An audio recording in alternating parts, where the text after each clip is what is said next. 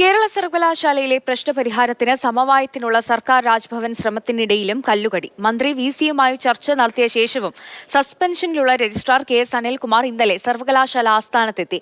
VC syndicate യോഗം വിളിക്കുക മാത്രമാണ് പരിഹാരത്തിനുള്ള പോംവഴിയെന്ന് ഇടത് സിൻഡിക്കേറ്റ് അംഗം മാതൃഭൂമി ന്യൂസിനോട് പറഞ്ഞു. അനിൽകുമാർ ഈ നില തുടർന്നാൽ ഒത്തുതീർപ്പുണ്ടാകില്ല എന്നാണ് വി.സിയുടെ നിലപാട്. ആദ്യം കെ.എസ്. അനിൽകുമാർ സസ്പെൻഷൻ അനുസരിക്കണം. അത് പിൻവലിക്കാൻ അദ്ദേഹം ആഗ്രഹിക്കുന്നുണ്ടെങ്കിൽ തനിക്ക് അപേക്ഷ നൽകിയാൽ പരിശോധിക്കാമെന്നും വി.സി വഴി തുറന്നിട്ടു. ഇത് കേട്ട മന്ത്രി ആർ ബിന്ദുവിന്റെ ഉറപ്പെത്തി. രജിസ്ട്രാർ സസ്പെൻഷന് വഴങ്ങാത്ത പ്രശ്നം ബന്ധപ്പെട്ടവരുമായി സംസാരിക്കാം.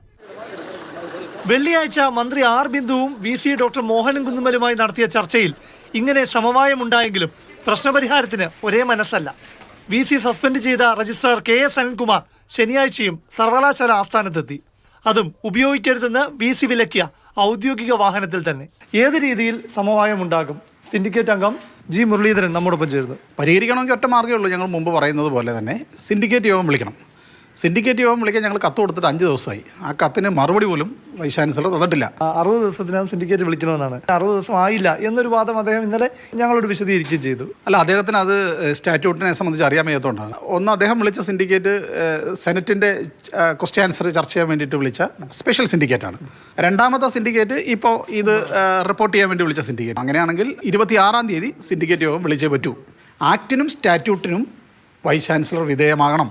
സിൻഡിക്കേറ്റും വിധേയമാകും. രജിസ്ട്രാറുടെ സസ്പെൻഷൻ റദ്ദാക്കിയ അവസാന സ്പെഷ്യൽ സിൻഡിക്കേറ്റ് ഉണ്ടല്ലോ, അത് വാലിഡ് ആണ് എന്ന നിലപാടിൽ തന്നെയാണോ ഇപ്പോഴും സിൻഡിക്കേറ്റ്? അത് വാലിഡാണ്, പിന്നെ ഉറപ്പല്ലേ.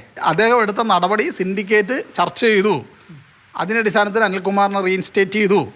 അപ്പം പ്രശ്നം പരിഹരിക്കപ്പെട്ടു. ഇനി അടുത്തൊരു സിൻഡിക്കേറ്റ് ഈ 27-ന് മുമ്പ് വിളിച്ചു ചേർത്താൽ അതിൽ ഈ വിഷയം ഇനി ചർച്ച ചെയ്യേണ്ട കാര്യമുണ്ടോ?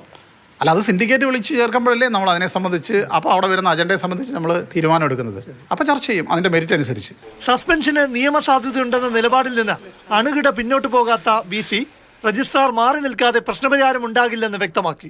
അതായത് രജിസ്ട്രാർ കെ.എസ്. അനിൽകുമാർ ഇനി സർവകലാശാല ആസ്ഥാനത്തേക്ക് വരാതിരുന്നാൽ മാത്രമേ സിൻഡിക്കേറ്റ് യോഗം വിളിക്കൂ എന്ന വാശിയിലാണ് വി.സി ഡോക്ടർ മോഹനൻ കുന്നുമ്മലും. അതിനർത്ഥം സമവായം ഉണ്ടാകാൻ രണ്ടു കൂട്ടരും വിട്ടുവീഴ്ച ചെയ്യേണ്ടി വരും. പ്രശാന്ത് കൃഷ്ണ, മാതൃഭൂമി ന്യൂസ്, തിരുവനന്തപുരം.